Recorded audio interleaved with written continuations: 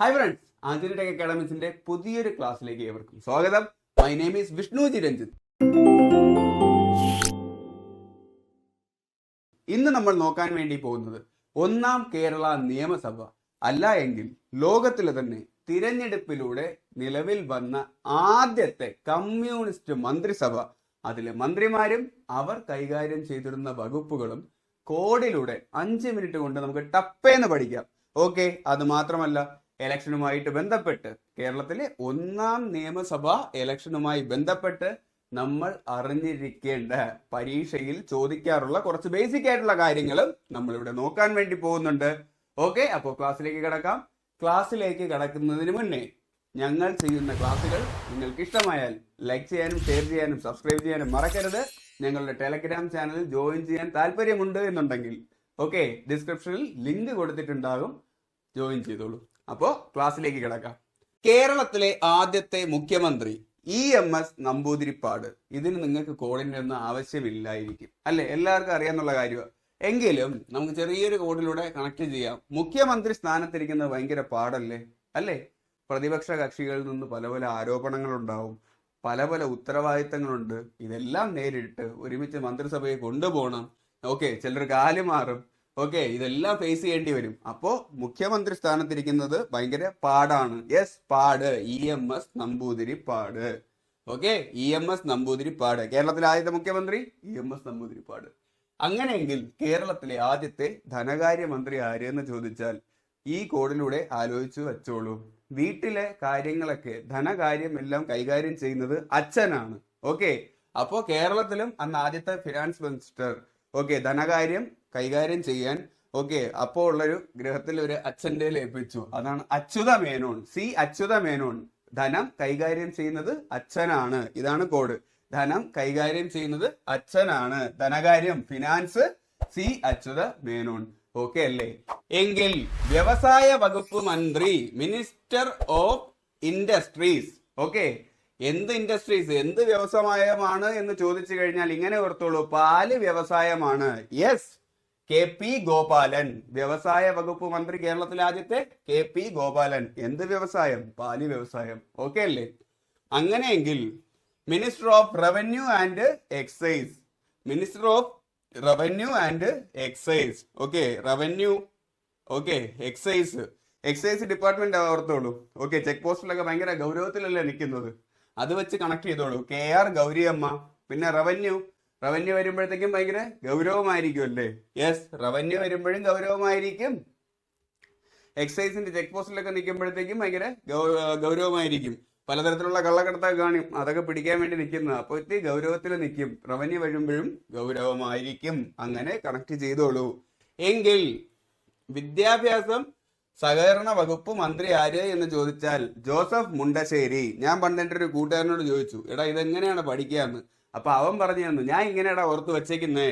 Okay, Joseph മണ്ടനല്ല, ആവശ്യത്തിന് വിദ്യാഭ്യാസമുണ്ട്, അതുകൊണ്ട് അവനുമായി സഹകരിക്കാം. അങ്ങനെയാണ് പുള്ളി ഓർത്ത് വെച്ചത്. ഞാനും അന്ന് പോലെ അങ്ങനെയാണ് ഓർക്കുന്നത്. വിദ്യാഭ്യാസം ആൻഡ് സഹകരണ വകുപ്പ് ഏത് എന്ന് ചോദിച്ചാൽ ജോസഫ് മുണ്ടശ്ശേരി. ഓക്കെ, ജോസഫ് മണ്ടനല്ല, വിദ്യാഭ്യാസമുണ്ട്, സഹകരിക്കാം. Okay, education and cooperation. Okay, വിദ്യാഭ്യാസവും സഹകരണവും ജോസഫ് മുണ്ടശ്ശേരി. ജോസഫ് മണ്ടനല്ല, വിദ്യാഭ്യാസമുണ്ട്, സഹകരിക്കാം. അങ്ങനെയെങ്കിൽ തൊഴിൽ ഗതാഗത വകുപ്പ് ആര് എന്ന് ചോദിച്ചു കഴിഞ്ഞാൽ TV തോമസ് ആണ്. ഞാൻ സ്പടികം സിനിമയിലെ തോമാച്ചായൻ അല്ലെ, ലാലേട്ടന്റെ വേഷം, ആട് തോമയെ വെച്ചിട്ടാണ് ഇത് കണക്ട് ചെയ്തിരിക്കുന്നത്. ഓക്കെ, ആട് തോമാച്ചായന്റെ തൊഴിൽ എന്താ? ഗതാഗതം ഓട്ടിക്കുക. ലോറി ഇല്ലേ ലാലേട്ടൻ, അതില് ലോറി ഓടിക്കലാണ് ലാലേട്ടന്റെ തൊഴില്. അപ്പോ തോമാച്ചായന്റെ തൊഴില് ഗതാഗതമാണ്. അപ്പോ തൊഴിൽ മന്ത്രി ഗതാഗതം ആരെന്ന് ചോദിച്ചു കഴിഞ്ഞാൽ ആട് തോമയെ ഓർത്തോളൂ. തോമാച്ചായന്റെ അതിലെ തൊഴിലെന്താണ്? ഗതാഗതം ഓട്ടിക്കൽ അല്ലെ, ലോറി ഓട്ടിക്കൽ. അത് ഗതാഗതമാണ്. തൊഴില് ലോറി അല്ലെങ്കിൽ തൊഴില് ഗതാഗതം തോമാച്ചായൻ. സെറ്റ് അല്ലേ? അടുത്ത് തദ്ദേശ സ്വയംഭരണ വകുപ്പ് PK ചാത്തൻ മാസ്റ്റർ. ഓക്കെ, ഇതിൽ ചാത്താൻ എന്നാണ് ഇട്ടിരിക്കുന്നത്, സ്പെല്ലിംഗ് മിസ്റ്റേക്ക് ആണ്, ഒന്നും തോന്നരുത്. തദ്ദേശ സ്വയംഭരണ വകുപ്പ് PK ചാത്തൻ മാസ്റ്റർ. ഓക്കെ, ഇങ്ങനെ ഓർത്തോളൂ, ഒരു ദേശത്ത് സ്വയം ഭരണം നടത്തുന്നത് ഒരു ചാത്തനാണ്. ഭ്രമയുഗം സിനിമ കണ്ടിട്ടില്ലേ? അതിലെ മനം ഓർത്താൽ മതി, അതൊരു ദേശമാണെന്ന് കരുതിക്കൊള്ളൂ. അപ്പോ ആ ദേശത്ത് സ്വയം ഭരണം നടത്തുന്നത് ചാത്തനാണ്. PK ചാത്തൻ മാസ്റ്റർ തദ്ദേശ സ്വയംഭരണ വകുപ്പ്. ഓക്കെ, തദ്ദേശം. ഓക്കെ, ഒരു ദേശം സ്വയം ഭരണം നടത്തുന്നത് PK ചാത്തൻ. പ്രമേയത്തിലെ ചാത്തനെ വെച്ചിട്ട് കണക്ട് ചെയ്തോളൂ. അങ്ങനെയെങ്കിൽ minister for food and forest, okay, KC George ആണ്. ഫോറസ്റ്റ് എന്ന് പറഞ്ഞാൽ നമ്മൾ ജംഗിൾ എന്നും പറയില്ലേ, പണ്ടൊരു സിനിമ ഉണ്ടല്ലോ George of the jungle. Okay, ഞാൻ അത് വെച്ചിട്ടാണ് കണക്ട് ചെയ്തിരിക്കുന്നത്. ജോർജ് ജംഗിളിൽ, ഓക്കെ, അരി വെച്ചു അല്ലെങ്കിൽ ഫുഡ് വെച്ചു അല്ലേ? അതെ, വനം ഭക്ഷ്യം KC ജോർജ്. ഓക്കെ, ജോർജ് ജംഗിളിൽ വെച്ച് ഭക്ഷണം ഉണ്ടാക്കി കഴിച്ചു. ജോർജ് ജംഗിൾ എന്ന് പറഞ്ഞ ഫോറസ്റ്റ്, ഭക്ഷണം എന്ന് പറഞ്ഞു കഴിഞ്ഞാൽ ഫുഡ്. ഓക്കെ, ഭക്ഷ്യം. ഓക്കെ, ഭക്ഷ്യവകുപ്പ് മന്ത്രി KC George. Okay, forest George of the jungle. Yes, forest വകുപ്പ് മന്ത്രി, വനവകുപ്പ് മന്ത്രി എല്ലാം KC ജോർജ് തന്നെയാണ്. ഓക്കെ, മിനിസ്റ്റർ ഓഫ് ഹെൽത്ത്, ആരോഗ്യ വകുപ്പ് മന്ത്രി AR മേനോൻ. പഴയ മലയാള സിനിമ ഓർത്താൽ മതി. അതിൽ ഈ MR മേനോൻ അങ്ങനത്തെ ക്യാരക്ടർ വരത്തില്ല. മിലിറ്ററിക്കാരാണ്, രാവിലെ ഈ ജോയിങ്ങിനൊക്കെ പോകുന്ന ആൾക്കാർ, ആരോഗ്യം നോക്കും, ഭയങ്കര ഗൗരവക്കാരനാണ്. അങ്ങനത്തെ ഒരു ക്യാരക്ടറാണ്. പഴയ മലയാള സിനിമകളിലെ ക്യാരക്ടർ ഓർത്താൽ മതി, AR മേനോൻ. ഓക്കെ, മേജർ ടോമങ്കിൾ എന്നൊക്കെ പറയുന്ന പോലെ ആരോഗ്യം നോക്കുന്ന ഒരു ക്യാരക്ടറാണ് എന്ന് കണക്ട് ചെയ്തോളൂ. അപ്പോ MR മേനോൻ അല്ല, ഇത് AR മേനോൻ, ആരോഗ്യം നോക്കും, ആരോഗ്യമന്ത്രി, മിനിസ്റ്റർ ഓഫ് ഹെൽത്ത്. ഓക്കെ അല്ലേ? അങ്ങനെയെങ്കിൽ VR കൃഷ്ണ അയ്യർ, ഓക്കെ, ആഭ്യന്തരം, നിയമം, ജലസേചനം, വൈദ്യുതി. ഓക്കെ, കൃഷ്ണന്റെ സാമ്രാജ്യം എന്ന് ഓർത്തോളൂ. ശ്രീകൃഷ്ണൻ പുരാണത്തിലെ അദ്ദേഹത്തിന്റെ സാമ്രാജ്യം ഏതായിരുന്നു? ദ്വാരക. ഓക്കെ, ആ സാമ്രാജ്യത്തിലെ ആഭ്യന്തര കാര്യവും നിയമവും എല്ലാം അവിടുത്തെ രാജാവായ കൃഷ്ണന്റെ കീഴിലായിരുന്നു. ഓക്കെ, ദ്വാരക ഭാവിയിൽ വെള്ളത്തിനുള്ളിലാവും അല്ലേ? അപ്പോ ജലസേചനം അത് വെച്ചിട്ട് കണക്ട് ചെയ്തോളൂ. അങ്ങനെ വെള്ളത്തിനുള്ളിലായ ദ്വാരകയിൽ നിന്നും വൈദ്യുതി ഉൽപ്പാദിപ്പിച്ചു പിൽക്കാലത്ത്. ഓക്കെ, ഗുജറാത്തിലല്ലേ ദ്വാരക? ഓക്കെ, ജലത്തിൽ നിന്നും കടലിൽ നിന്നും വൈദ്യുതി ഉൽപ്പാദിപ്പിക്കുന്നതിൽ ഇന്ത്യയിൽ ഫേമസ് ആയിട്ടുള്ളൊരു സംസ്ഥാനം ഗുജറാത്താണ്. അങ്ങനെയും കൂടെ കണക്ട് ചെയ്തോളൂ. അപ്പോൾ ഇത് വലിയ കോഡൊന്നുമല്ല, എങ്കിലും നമുക്ക് കണക്ട് ചെയ്ത് വെക്കാൻ പറ്റും. VR കൃഷ്ണ അയ്യർ ശ്രീകൃഷ്ണനാണ്. അദ്ദേഹത്തിന്റെ സാമ്രാജ്യമായ ദ്വാരകയിലെ നിയമവും ആഭ്യന്തരവും എല്ലാം നോക്കുന്നത് ശ്രീകൃഷ്ണൻ തന്നെയാണ്. അത് ഭാവിയിൽ ജലത്തിനുള്ളിലാവും. ജലസേചനം, ആ ജലത്തിൽ നിന്നും വൈദ്യുതി കണ്ടെത്തി. അങ്ങനെ കണക്ട് ചെയ്തോളൂ. ഓക്കെ അല്ലേ? എങ്കിൽ പൊതുമരാമത്ത് മന്ത്രി, ഓക്കെ, പൊതുമരാമത്ത് വകുപ്പ് മന്ത്രി ആര് എന്ന് ചോദിച്ചാൽ TA മജീദാണ്.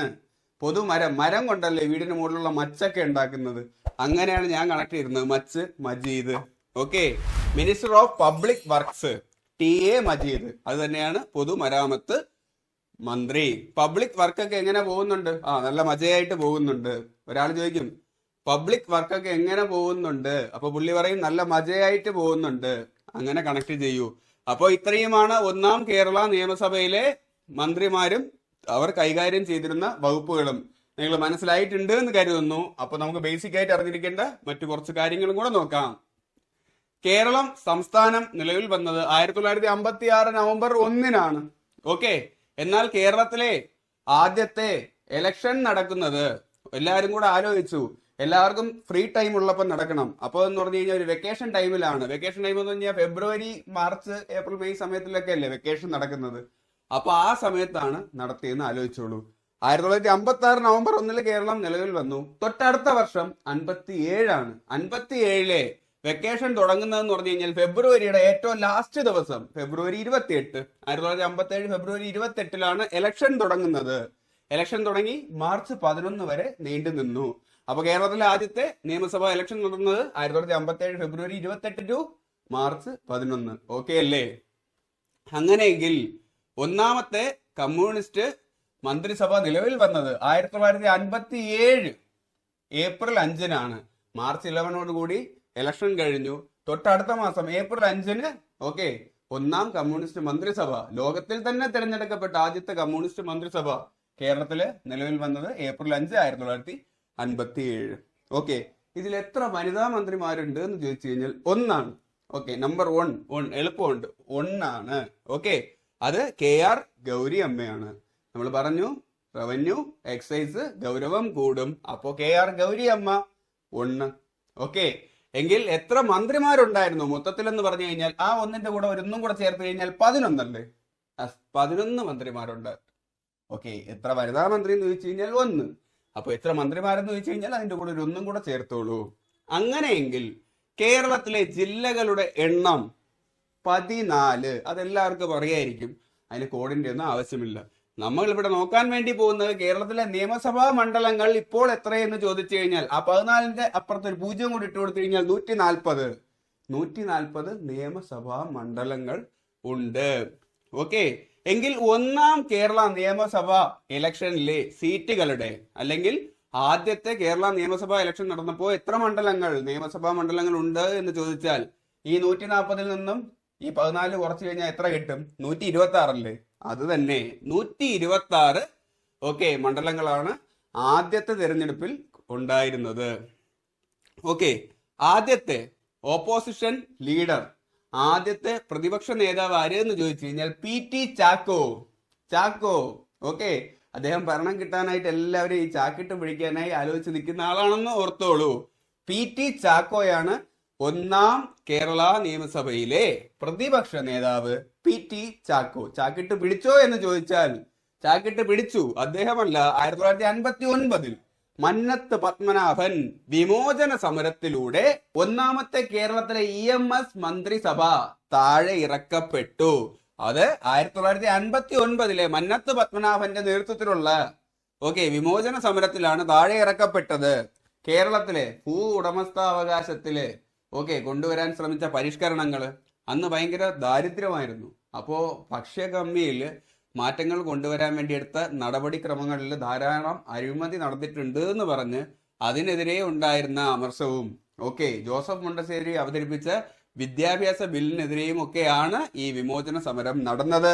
അതിലൂടെ EMS മന്ത്രിസഭ താഴെ ഇറക്കപ്പെട്ടു. അപ്പോ ഒരു കാര്യം കൂടെ പറയാം.